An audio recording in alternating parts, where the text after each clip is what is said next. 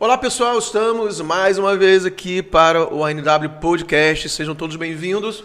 Você que está no canal aberto 7.1 em Santarém, todas as proximidades, toda a região, mas também você que está no YouTube, nosso agradecimento por você estar escolhendo o nosso conteúdo e eu quero te convidar a você ficar até o final, não ver só o início, só até a metade, não, assista até o final para que você seja muito abençoado, muito edificado com esse programa de hoje. É verdade. Sejam todos bem-vindos. Nós queremos também fazer uma menção especial para você que está nos assistindo pelo YouTube, né? Se inscreva no nosso canal no YouTube, TV Amazônia, né? Compartilhe esse link desse programa para a maior quantidade possível de pessoas e também ative o sininho de notificações, né? Como eu estava falando aqui com o pastor, fazer um jabá aqui para um dos nossos programas que todo dia está no YouTube pela manhã, que é o Começando Bem o Seu Dia, né? Com a prestação do pastor Eduardo Nascimento, tem sido um momento muito legal e a gente quer também incentivar que você fique por dentro de toda a programação da TV Amazônia, incluindo o ANW Podcast. É isso aí. Pessoal, hoje então nós vamos fazer um formato que não é a primeira vez que a gente está fazendo, mas este formato vai ser uma tendência, né, Dilson? Sim. Que nós estamos optando agora para o podcast. Não necessariamente deixaremos de ter convidados. É verdade. Mas eu creio que a partir de agora a gente vai ter mais o formato de hoje, especificamente, que eu já vou explicar, do que ter tanta frequência de convidados. Por algumas decisões que nós estamos tomando. Você quer falar alguma coisa sobre isso? Não. O senhor está tranquilo nesse momento. Tá bom, então eu vou explicar rapidinho. Uhum. A gente quer muito, assim, e até uma decisão da própria TV Amazônia, né, na qual nós fazemos parte, que é cada vez mais tornar a TV bem segmentada para a mensagem da pregação do Evangelho. Então, estamos investindo, assim como falou do Começando Bem o Seu Dia, nós repaginamos. O pastor Eduardo veio para nos ajudar, para a gente ter vários e vários programas locais aqui da TV Amazônia, dentro da programação da Rede Super, com esse viés cristão, não apenas o viés, mas muito intencionalmente cristão e de edificação e pregação da palavra de Deus. Então, o nosso programa, o ANW, também vai ter uma mudança significativa, que a maioria dos dias, né, a maioria das semanas, dos episódios, nós vamos sentar aqui, eu e a Dilson, e nós vamos compartilhar a palavra de Deus. É verdade. Então vai ser uma pregação aqui em dupla, vai ser um estudo, e nós vamos compartilhar textos bíblicos, as nossas convicções bíblicas, a teologia da nossa igreja, inclusive, respeitando muito a visão da Paz Church, que é a nossa igreja, que também é a detentora aqui da TV Amazônia, né? Então nós honramos a nossa liderança em relação a isso também. Então, e nós queremos entregar para o público que nos assiste um programa que vai realmente, pela palavra de Deus, causar um impacto muito profundo na sua vida. E talvez uma vez por mês a gente vai ter convidados que nós vamos continuar selecionando cada vez melhor, né? Uhum. E Deus tem sido muito generoso, né, conosco. Sempre ótimos convidados ao longo do programa, mas nós vamos sempre ter mais possibilidade de filtrar cada vez melhor, né, e agendar os nossos convidados pelo menos uma vez por mês para ter também história de sucesso, de empreendedorismo, de ministério, de vida pessoal, né? Até porque esse é um dos propósitos do programa ANW, mais um dos propósitos, né, juntamente com esse propósito que nós estamos falando, que é trazer sempre algo que vai edificar a sua vida além da palavra de Deus, né? As histórias de sucesso, histórias de superação, as tendências de mercado, tantas coisas que nós já trouxemos aqui, saúde, comportamento, né? A gente só não vai poder falar hoje do Felipe Luiz, mas tudo bem. Todo mundo queria falar do Felipe Luiz. E quando sair o programa já vai ter havido a final do outro técnico, então já vai ser uma notícia meio passada. E nem da guerra lá ninguém vai falar da guerra não hoje. Vamos lá então? Vamos. Então, nós escolhemos hoje falar sobre Romanos capítulo 1. Então, a carta do apóstolo Paulo, já dando aqui o spoiler completo de quem foi o autor dessa epístola para a igreja de Roma. E nós vamos fixar aqui no capítulo 1. E eu acho muito importante a gente começar, né, pelo começo. Exatamente. A gente começar pelo capítulo 1, realmente, que é o início da carta, porque não somente para se a gente decidir depois seguir, né? Isso. Em Romanos vai nos dar uma base ideal para a gente entender todo o contexto da epístola, mas também eu acho o capítulo 1 muito contextualizado com o que nós vivemos hoje na sociedade. É verdade. Não é isso? É verdade. E até porque, assim,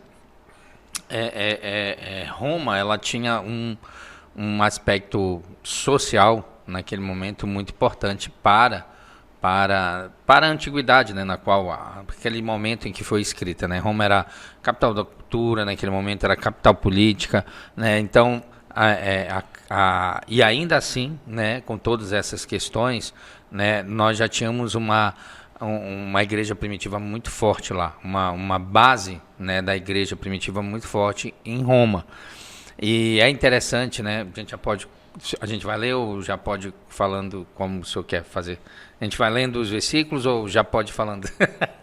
Não, é porque... Pode ficar livre para você desenvolver a tua parte, eu vou interagindo e te vai porque, costurando. Na verdade, uma coisa que eu estava estudando sobre o próprio livro de Romanos é certamente, até na visão dos teólogos, um dos livros mais importantes, uma das cartas mais importantes da Bíblia, né? E do Novo Testamento. Sim. E a gente vê, na verdade, até na apresentação de Paulo, porque Paulo aqui, na verdade, ele começa se apresentando com um novo nome dele, porque antes ele era Saulo, né? Ele utiliza o novo nome dele, Paulo, e ele coloca-se como apóstolo, né? Mas ele se coloca como apóstolo para a igreja e ele logo depois ele tira a pressão, vamos dizer assim, dele, para dizer que tudo isso que ele tem é por causa de Jesus. Então ele centraliza novamente Jesus, né? E é uma coisa interessante, porque depois nós vamos ver mais à frente que ele disse que ele tinha muita vontade de ir a Roma. E eu não sabia disso, que a gente sempre... então Paulo fala porque as cartas de Paulo, elas foram feitas no contexto missionário, né? Paulo, ele era ele abria as igrejas, aí depois ele estava em um lugar e ele escrevia uma carta, né? A gente, por exemplo, tem uma carta, eu gosto muito, talvez um dia a gente vai falar sobre ela aqui, que é a carta de Filipenses, que muita gente acha que é uma carta incrível, que fala sobre alegria, mas Paulo escreveu quando estava preso. Sim. E quando já estava, né, em Roma. Em Roma já então, assim, antes da sua execução. Então, assim, e aqui nesse momento, um contexto é que ele estava em Corinto, né, na igreja de Corinto, e aí ele escreve para Roma, e é muito louco, porque ele não tinha ido à igreja de Roma ainda. Sim. Ele não conhecia pessoalmente a igreja de Roma, que é um outro ponto, que muitas das cartas que ele escrevia eram dele já ter tido contato. Então não foi uma igreja que ele plantou diretamente. Mas ele entendia a importância de escrever para essa igreja por causa exatamente desse centro, né, que Roma era e da influência que essa igreja já tinha ali. Sim. E uma curiosidade também sobre a igreja de Roma, que era uma igreja que... como todas as igrejas primitivas, começaram através de se reunir nos lares. Sim, sim. Né? Então, é o que nós fazemos hoje, nos dias atuais, com as nossas células, ou life groups, ou pequenos grupos, ou G6. Cada igreja hoje tem uma denominação, né? Uma forma de denominar a igreja no lar. Sim. E isso começa lá em Roma. E é interessante que já tinha se infiltrado no centro do poder da civilização, porque não era apenas não era uma cidade qualquer. Exato. Era onde estava, como você falou, né, toda concentrado ali toda a tendência cultural, política, econômica e do Império Romano estava justamente lá. Como já diz o nome, o Império Romano estava em Roma. Exato. E a igreja já estava infiltrada lá Sim. de uma forma muito influente. De uma forma muito influente e também sofrendo, né? Isso é até importante colocar aqui, sofrendo as pressões de ser contra-majoritária, né? Porque Contracultural. Contracultural, né? E principalmente assim, depois a gente pode, eu quero até talvez nesse viés que nós vamos estudar, a gente pode até um dia tratar sobre isso, porque muitas pessoas não sabem, mas teve um momento na história que a igreja de Roma foi a igreja em Roma, né, foi extremamente perseguida, né, e assim, havia toda a questão do martírio dos cristãos, né, havia toda, foi atribuído a eles, né, depois que Nero incendeia a cidade, ele atribui aos cristãos, né, e os cristãos eram punidos. E assim, uma das formas assim mais loucas, né, que eu acho assim de punição, e assim muito, tem até um filme que eu queria até aproveitar e indicar, que é Paulo, o Apóstolo de Cristo, né, é um dos melhores filmes sobre a história de Paulo, que a igreja ali, os cristãos, eles eram pendurados e queimados em postes para iluminar a cidade. Justamente. Era assim, era só para você ter um contexto. E eu acho que a gente precisaria até ver o contexto histórico no sentido do momento, mas creio que Paulo já reconhecia também, ou já via essa tendência do centro de Roma, da igreja em Roma ali, e assim, muito interessante, que é um ponto principal que eu queria falar, porque Paulo ele vai falar que a salvação vem primeiro para os judeus e depois para os gentios. Ele fala começando naqueles da Bíblia, né? E ele faz referência exatamente aos judeus, mas fala dessa abertura do Evangelho, né? Do poder de Deus, que ele vai ter um versículo que é um dos mais importantes, né? A gente vai falar sobre ele, para todos, para os gentios. Vamos ler também, né? Uhum. Você está falando da apresentação de Paulo, então vou ler aqui essa parte que ele se apresenta. Então, Romanos capítulo 1, a partir do versículo 1, Paulo, servo de Jesus Cristo, chamado para ser apóstolo, separado para o Evangelho de Deus, o qual foi por Deus outrora prometido por intermédio dos seus profetas nas Sagradas Escrituras, com respeito ao seu filho, o qual, segundo a carne, veio da descendência de Davi e foi designado filho de Deus, com poder segundo o Espírito de santidade, pela ressurreição dos mortos, a saber, Jesus Cristo nosso Senhor, por intermédio de quem viemos a receber a graça e apostolado, que você também já frisou, né? Que ele fala assim, eu sou apóstolo, mas não é por meu merecimento, é pela graça, né? Que ele recebeu esse chamado e também o apostolado, por amor do seu nome, para a obediência por fé entre todos os gentios, de cujo número sois também vós, chamado para ser de Jesus Cristo. Isso direcionado à igreja de Roma. A todos os amados de Deus que estáis em Roma, chamados para ser santos, graça a vós outros, da parte de Deus, nosso Pai, e do Senhor Jesus Cristo. E tem um ponto importante, que ele coloca aí a palavra servo, mas a palavra servo aí, né, no original, foi escrito, era escravo mesmo. Né? Ele se coloca como escravo. Né? E assim, há uma... É interessante a gente ver isso, porque havia toda uma situação a respeito da própria posição de Paulo, né? Porque muitos poderiam dizer assim, mas Paulo... E houve, a gente sabe, a gente lendo o livro de Atos, a gente sabe que teve uma desconfiança, né, no início com Paulo, porque a história de Paulo envolve, né, a sua conversão lá no caminho de Damasco, depois Ananias indo lá orar por ele para que ele voltasse a enxergar, mas depois está toda uma resistência quanto entregar para ele, né, de enviá-lo nas viagens missionárias, né? E por quê? Porque havia essa desconfiança. Mas Paulo começa falando para a igreja, talvez assim, dizendo, olha, eu sou escravo de Cristo, eu sou servo de Cristo. Mas esse servo, novamente, frisa, ele não está falando, ele está dizendo, eu sou escravo deste evangelho, né? Muito legal. Então, essa carta, né, é dirigida à Igreja de Roma, e nesse período, algo interessante também que a gente pesquisou aqui, é que foi dirigida para os próprios gentios, né, os cidadãos de Roma, mas também a judeus que haviam retornado para Roma. Isso. Porque anteriormente a isso, a ele escrever a carta, os judeus haviam sido expulsos de Roma pelo imperador Cláudio. Aí isso está em Atos 18:2, quando fala sobre Priscila e Áquila. Olha só, fala assim, Atos 18:2. Lá encontrou certos judeus chamado Áquila, falando do apóstolo Paulo. Isso em Corinto. Isso. Né? Em Corinto, Paulo encontra certo judeu chamado Áquila, natural do Ponto, recentemente chegado da Itália, com Priscila, sua mulher, em vista de ter Cláudio decretado que todos os judeus se retirassem de Roma. Interessante. Então, né? quando ele escreve a carta de Roma, esses judeus já tinham retornado para Roma.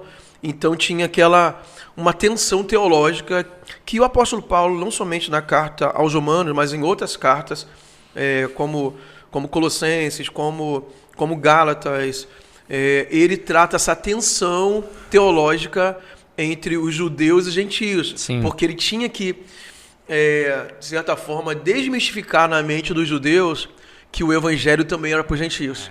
Isso. Porque havia aquela tendência de judicialização. É isso mesmo? Não, isso é jurídico. Judicialização.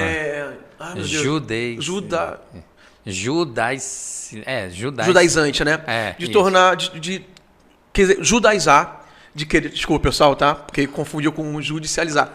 Judaizar a doutrina bíblica. Né? Então, como Paulo estava pregando para os gentios, ele tinha que explicar muito a questão da graça e da lei.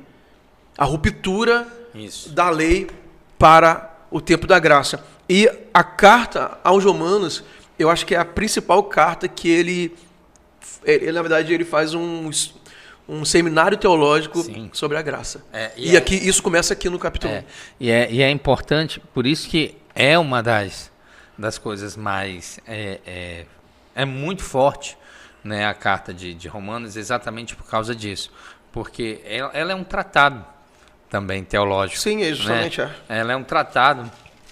E Paulo, ele começa a de forma assim, muito sutil ali, explicar a importância de para quem é a graça, para quem é o evangelho. Porque o que é o evangelho? O evangelho são as boas novas, né? E aí ele vai citar depois, eu acredito que é versículo 16, né, 17, ele vai falar assim que o evangelho é o poder de Deus para a salvação, pois não me envergonho do evangelho, porque ele é o poder de Deus para a salvação de todo aquele que nele crê, tanto para, aí ele fala, judeus, quanto para os gentios. Então, assim, ele meio que coloca um ponto, né?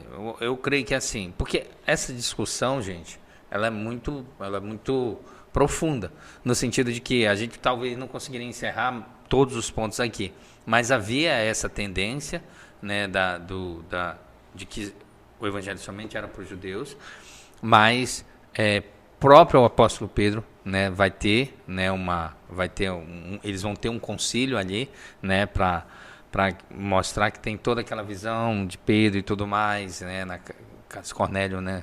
Sim. Isso Atos capítulo 10. Isso é. Atos capítulo 10 e tudo mais.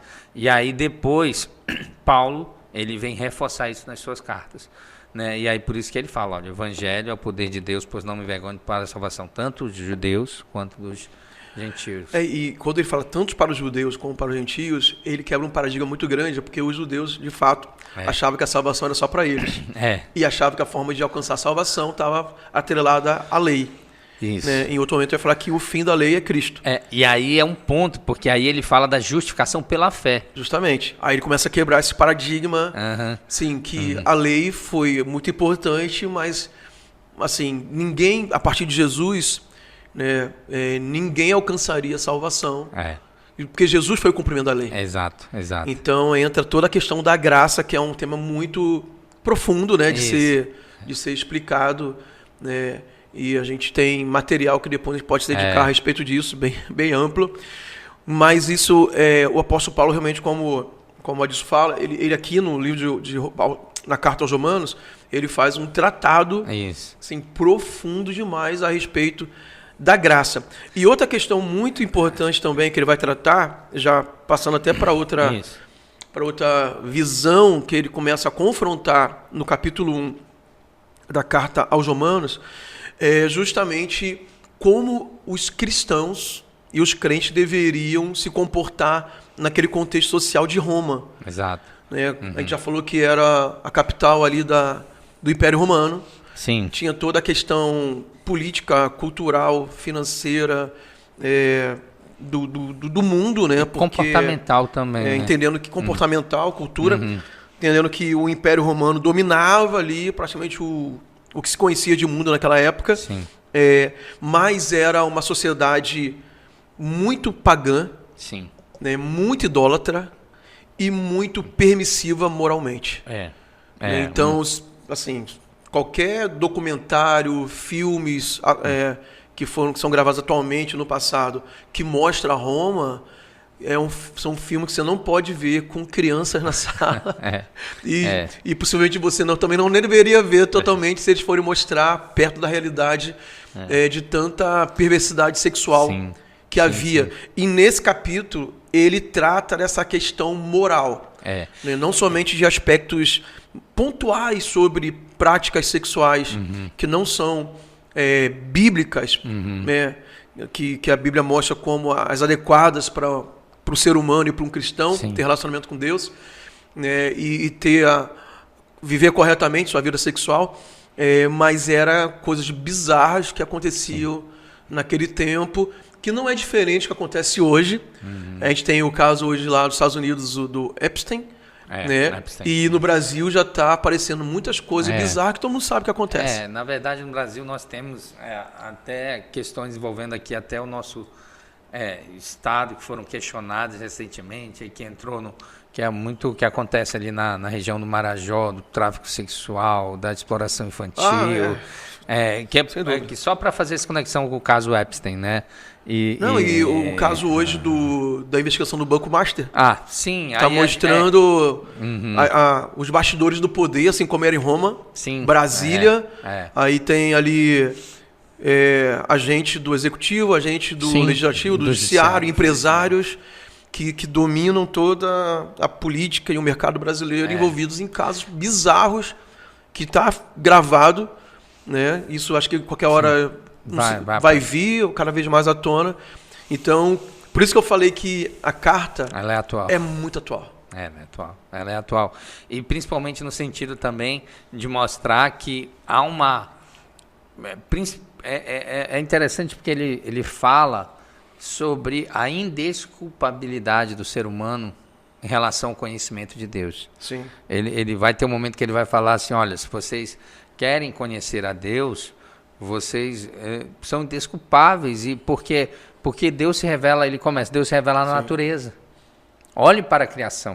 Isso começa justamente no capítulo 18, que você falou, 16 e 17. Aí já vem para outra parte eu deveria dizer que nós somos indesculpáveis diante da revelação de Deus. Isso, diante da revelação de Deus. E assim, eu ouvi até uma vez o pregador falar assim, Adilson, mas e as pessoas que dizem que nunca vão ouvir o Evangelho? Mas assim, o Paulo, ele aponta exatamente, olhe para a criação, né?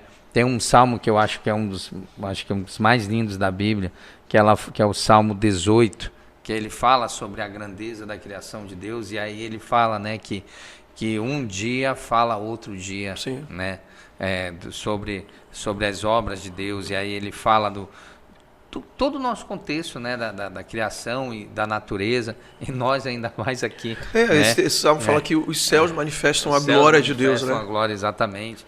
Então, assim, Paulo ele começa exatamente a falar a respeito disso, e assim, gente, a gente tem que pensar algo, né? Por exemplo, o conhecimento de Paulo é um conhecimento do contexto exatamente social, político, econômico, cultural daquele momento, Mas Paulo era muito sábio no sentido de conhecimento mesmo, porque a Bíblia fala que ele foi instruído aos pés de Gamaliel.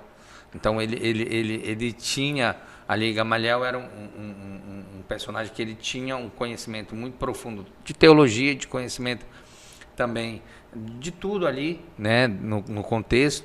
Então Paulo ele não era, como eu costumo dizer assim, não era fraquinho.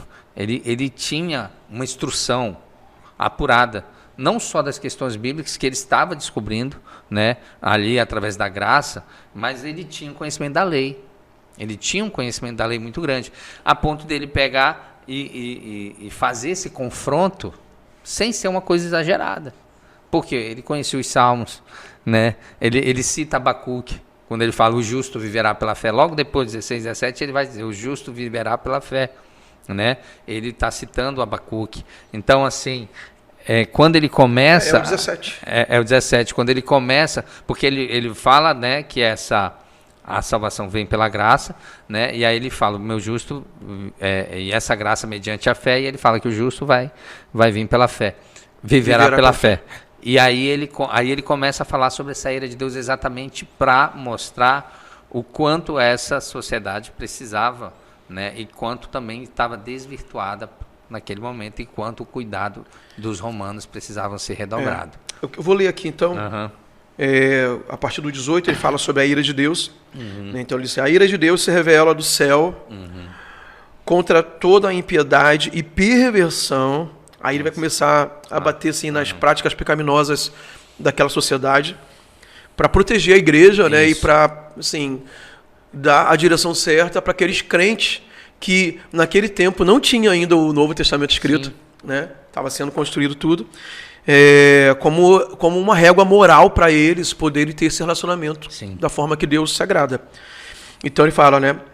A ira de Deus se revela contra toda a impiedade e perversão dos homens que detêm a verdade pela injustiça. Isso vem muito de encontro com a questão da relativização da verdade que naquele tempo já existia. E também da questão da... você continua porque tem um ponto importante aí. Então, 19. Porquanto o que de Deus se pode conhecer é manifesto entre eles quem? Entre essas pessoas, porque Deus lhes manifestou. De que forma? Versículo 20. Porque os atributos invisíveis de Deus, assim como o seu eterno poder, como também a sua própria divindade, então ele fala de três coisas. Dos atributos invisíveis de Deus, né? Onipresença, onisciência, onipotência e outros atributos. O seu eterno poder, né? Então a questão mesmo da criação, talvez, né? O poder de fazer todas as coisas e de ser onipotente. Como também a sua própria divindade, claramente se reconhecem desde o princípio do mundo, sendo percebidos por meio das coisas que foram criadas. Então, tais homens são, por isso, indesculpáveis. Então, a criação, né, então isso fala desde a fundação do mundo, quando a gente olha para a criação, né, e eu acho que isso dá um bug na mente dos melhores cientistas, porque eles nunca conseguem respostas definitivas sobre a perfeição da criação e do estudo do universo. Então, é meio que... É o que a gente fala. A pessoa, para não crer em Deus, ser um ateu, ele tem que ser muito mais crente naquilo que ele acredita que nós. Verdade. Porque é um absurdo você não acreditar que a perfeição da natureza e do universo não tenha um ser extremamente superior, que é Deus, para arquitetar e executar tudo isso. Verdade. E até os processos, e até quando a gente vai estudar a ciência dentro dos processos de morfológicos, cara, é muito perfeito as coisas, né? Muito encaixado. Então, assim, é muito complicado dizer que foi ao acaso, né? É muito complicado, né? Mas, infelizmente, né, ainda há uma resistência muito grande quanto a essa perfeição que nós estamos falando, e quanto ao poder de Deus se manifesta, né? A sua própria manifestação através da criação da natureza. Tem assim, na verdade, esse 19 e 20 que nós lemos aqui agora, ele é muito interessante porque, assim, resumindo, né? Assim, só fazendo uma volta aqui, o 17 e 18, ou melhor, o 16 e 17, que o Adilson já citou, ele é a parte central do texto todo, porque ele fala que nós já dissecamos um pouquinho aqui, não dissecamos, mas abordamos, falamos sobre a justiça de Deus revelada, né, e sobre a justificação pela fé. Sim. Então está muito claro aqui que ele confronta os judeus, mostrando que agora a salvação não é mais pela lei, mas é pela graça, e a justificação vem pela fé em Jesus, e isso é uma dádiva, é um dom de Deus, que vem pela fé. Né? Então, fala sobre isso, é o tema central, que você citou o texto de Abacuque, né? O justo viverá pela fé. Isso é o centro de tudo, e, na verdade isso é o centro da pregação do Evangelho. É verdade, E vai ser até usado depois na Reforma Protestante. Vai ser quando ele vai tratar das solas, né? Ele vai. É a grande questão da reforma. Isso. Da reforma protestante. Ele vai fazer essa. Qual é o termo que a gente usa? Uma reforma. Não, uma reforma, mas ele vai fazer a conexão, mas não é essa palavra. Ele vai fazer a remissão dos aspectos da reforma a Romanos 16. Nessa teologia aí. Exatamente, Romanos 1, 16, 17. Quando a gente passa agora para esse, que acabamos de ler, o 19 e 20, que fala sobre a revelação da ira, ou melhor, da revelação da ira, e como Deus, então agora nós nos tornamos indesculpáveis, essa revelação de Deus vem através de 3 formas, que nós acabamos de ler. Pela criação, pela ordem do universo, pela perfeição do universo, e na própria consciência humana, que é impossível, assim, para a gente que crê, talvez seja fácil falar isso, né? Mas se a pessoa tiver o mínimo senso de entender como Deus se manifesta na própria natureza e na criação do universo, qualquer um de nós se torna indesculpável. Você não precisa, assim, não é que não precise, mas se você não tivesse a Bíblia, e quando não havia Bíblia, o ser humano já era indesculpável. Sim. Porque todo dia ele vai ver algo extraordinário acontecendo, que é um novo dia amanhecendo, que é o funcionamento da natureza totalmente perfeito, o funcionamento do próprio corpo humano. Então, são os argumentos de Paulo para dizer que nós somos indesculpáveis. E agora eu queria passar, Adilson, agora para o 21 e 23, eu vou ler e você vai comentar, tá bom? Porquanto, tendo conhecimento de Deus, não o glorificaram como Deus, nem lhe deram graças, antes se tornaram nulos em seus próprios raciocínios, obscurecendo-lhes o coração insensato. Inculcando-se por sábios, tornaram-se loucos e mudaram a glória do Deus corruptível em semelhança da imagem do homem corruptível, bem como de aves, quadrúpedes e répteis. Então, eu vou te deixar falar. Então, assim, eles tornam-se uma sociedade humanista, porque fala que muda a glória de Deus corruptível em semelhança da imagem do homem corruptível, então coloca o homem no centro, não é isso? Sim. Mas também começam a idolatrar outros deuses, porque está numa sociedade idólatra e pagã. Agora é interessante porque essa questão tem um texto que é muito forte na Bíblia, que ele fala, né, que tornem-se iguais a eles o que... Salmo 115. Salmo 115.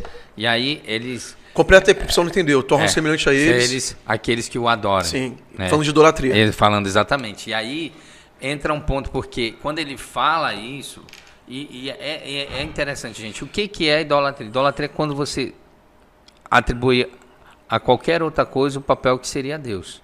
Simples, né? E aqui ele faz menção das práticas que a gente fala primitivas mesmo de idolatria.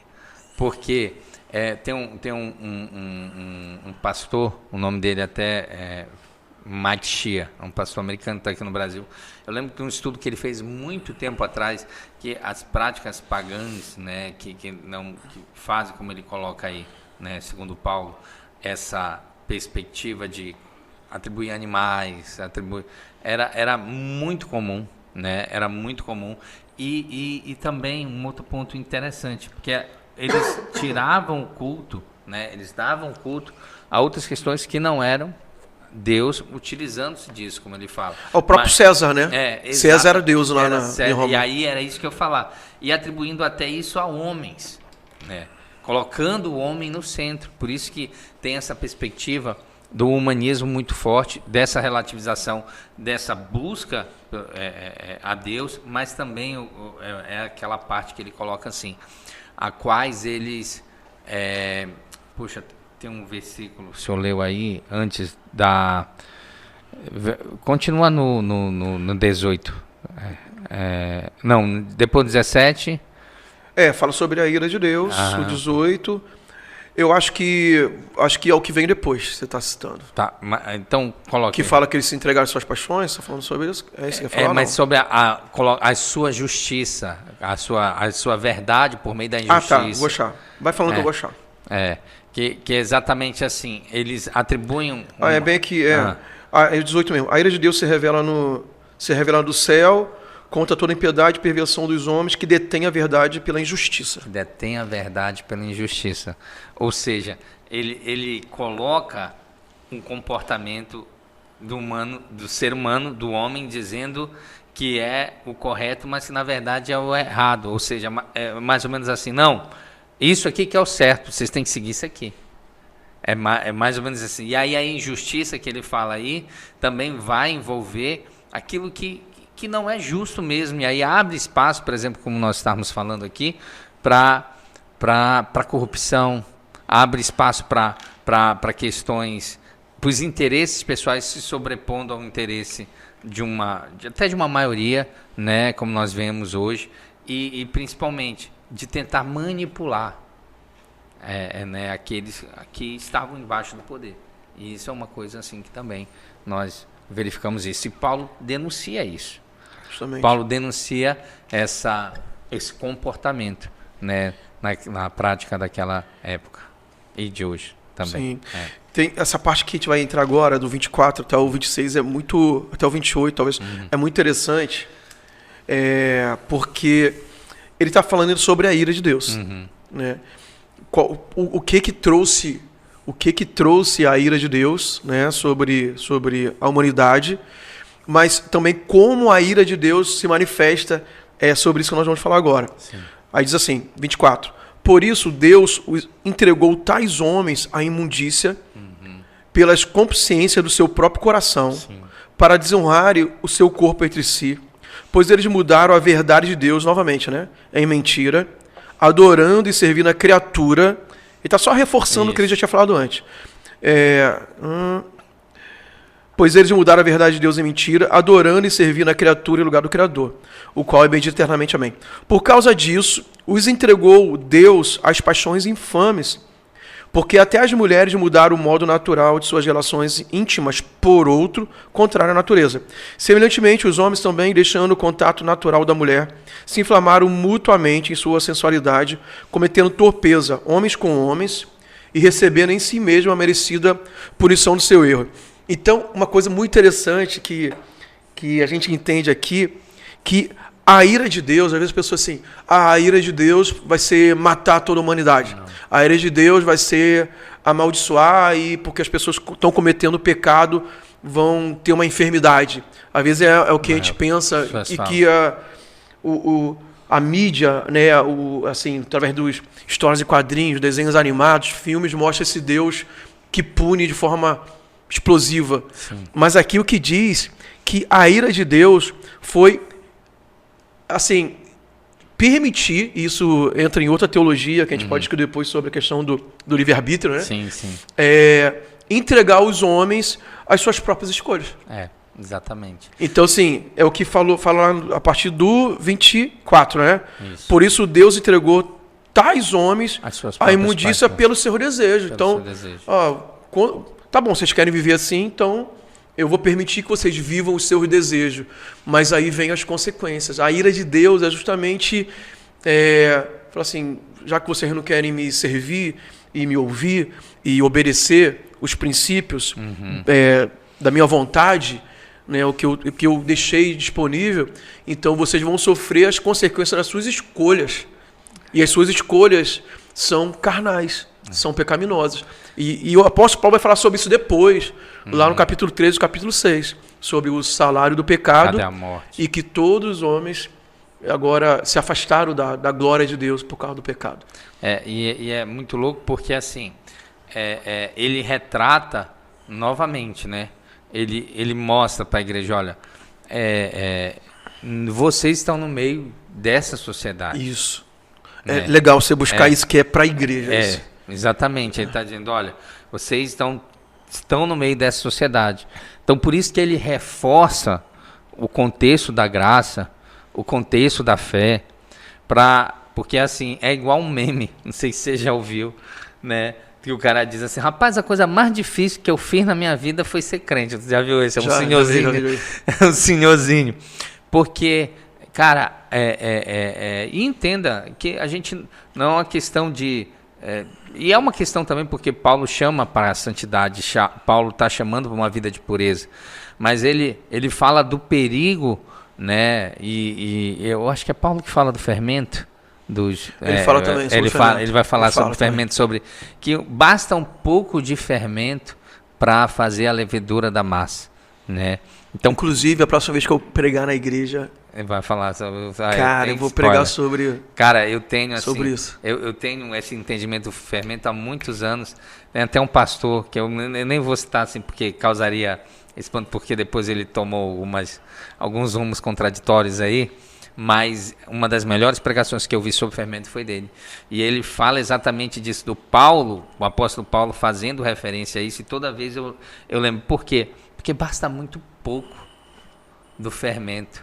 Basta um olhar diferente na rede social, basta um stories que você viu, basta uma briga no trânsito para uma coisa acontecer, basta um momento, talvez, da nossa humanidade não ser passada pelo sangue de Jesus ou do entendimento da graça, que a gente pode sofrer as consequências, né? É muito louco isso. E por que eu estou fazendo essa reflexão? Porque a sociedade estava ali. O Paulo está dizendo, olha, essa galera já está acolhendo a ira de Deus. Então, galera, é o seguinte, vocês têm... eu estou dizendo para vocês, a opção é muito melhor abraçar aquilo que vocês já estão entendendo, que é a graça, que é a fé, que é o caminho. E mesmo, eu até falar uma expressão forte aqui, mas mesmo com todas as lutas que a igreja de Roma estava passando, que a igreja de Roma já havia provavelmente passado, com a perseguição, com a própria saída dos judeus, depois o retorno, né? E aquilo que ainda ia passar. Sim. Né?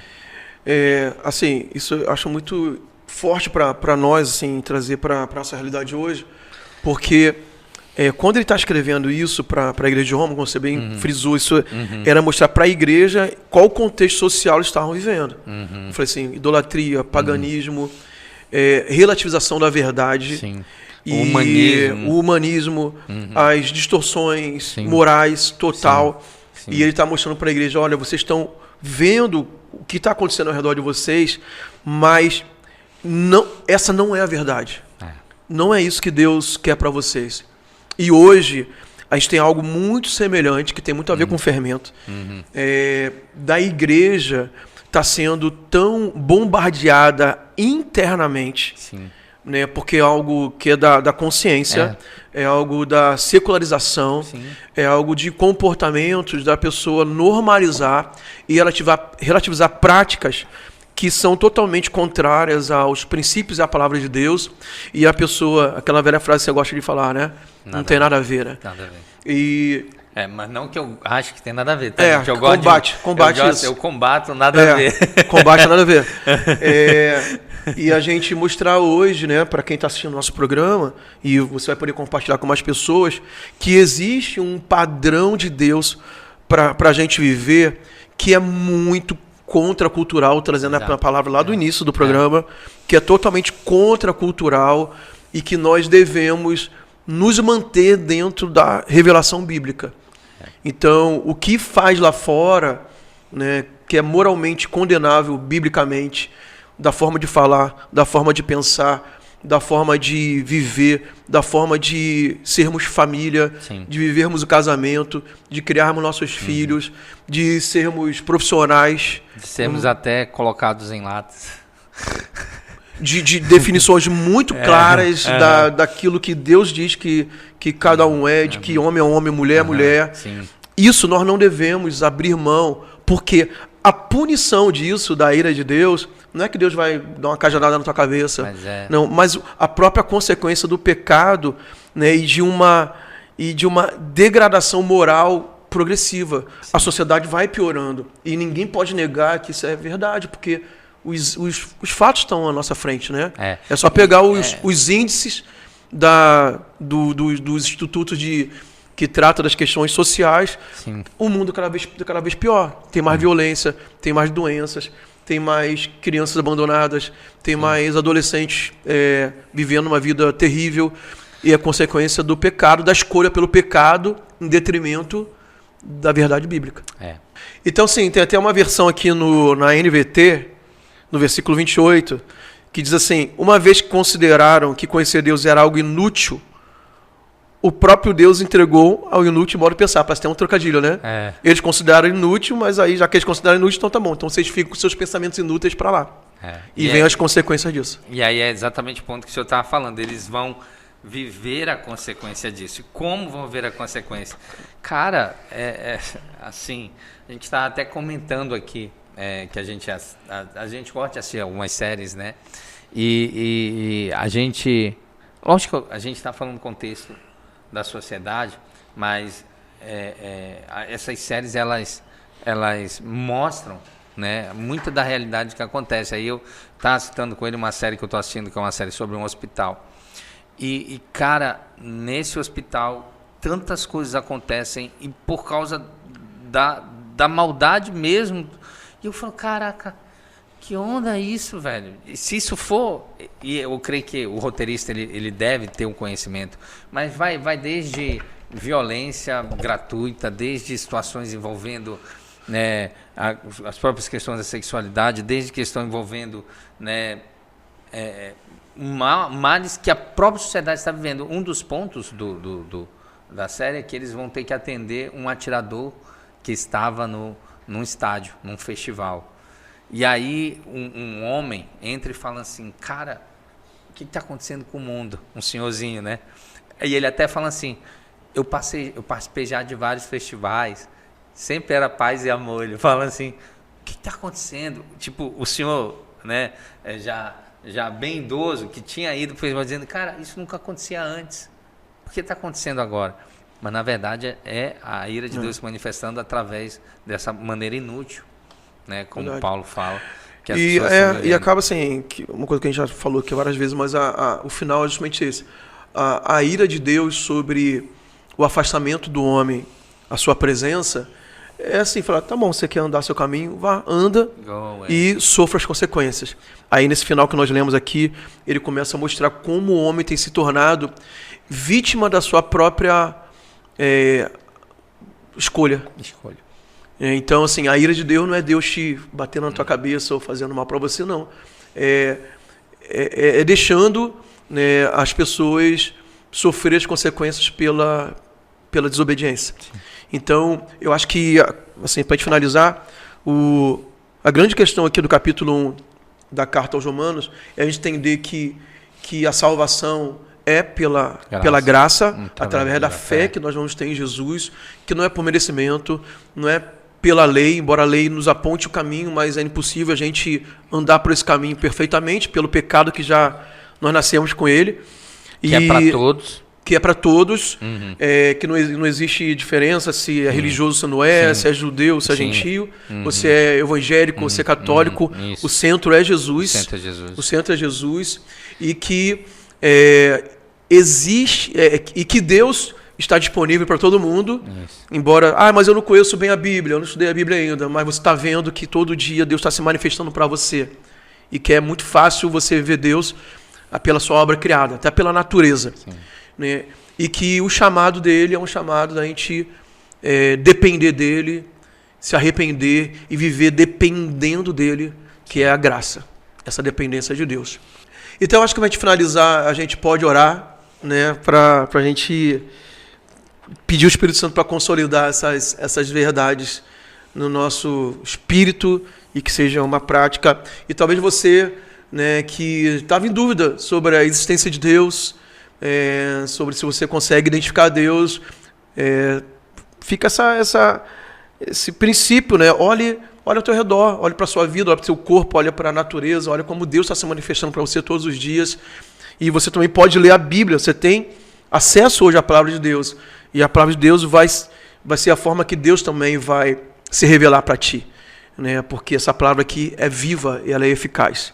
E ela vai realmente exercer o poder dela, mostrando o amor de Deus sobre a sua vida. E nesse momento você pode chamar a Deus também para ser o teu Senhor e o teu Salvador. E você pode também falar para Deus o quanto você se sente arrependido por seus pecados e pedir pela misericórdia, pela graça dele. Então vamos orar. Senhor, muito obrigado, ó Pai, pela Tua palavra. Obrigado porque a Tua palavra, acima de tudo, é a forma que o Senhor demonstra seu amor para cada um de nós.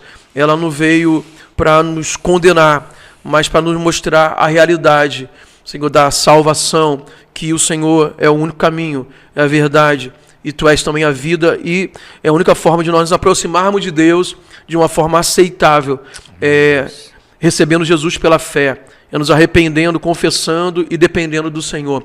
Te peço que nesse dia, nesse momento, ó Pai, que as pessoas estão ouvindo esse programa, elas possam se conectar com o Senhor, sim, elas possam se voltar a Ti, elas possam receber agora o Teu toque de amor, a Tua presença, a Tua sim, paz, Pai, a Tua alegria. Recebam salvação também, crendo em Jesus como seu único e suficiente Salvador. Eu declaro uma bênção chegando nesses lares, chegando nesse local de trabalho, chegando talvez num hospital, num presídio, Deus, que pessoas sejam libertas agora pelo poder da Tua palavra, em nome de Jesus. Amém. Que Deus te abençoe. E nós estamos terminando esse programa. Verdade, verdade. Obrigado a todos que nos acompanharam aqui. E é só o começo. Não é o programa só o começo, mas é só o começo. Só o começo. E coloque nos comentários, a gente vai ter alguns cortes no Instagram. Vá no nosso Instagram, sim, que é @TV Amazônia. @TV Amazônia, faça assim. E também coloque os comentários no YouTube, se você gostou, de repente um ponto ou outro que você queira abrir aí uma discussão, uma boa discussão sobre a palavra de Deus. E também se esse é o programa, é um formato que tem abençoado a tua vida para a gente gravar mais. Verdade. Abraço, pessoal. Deus abençoe. Até o nosso próximo encontro.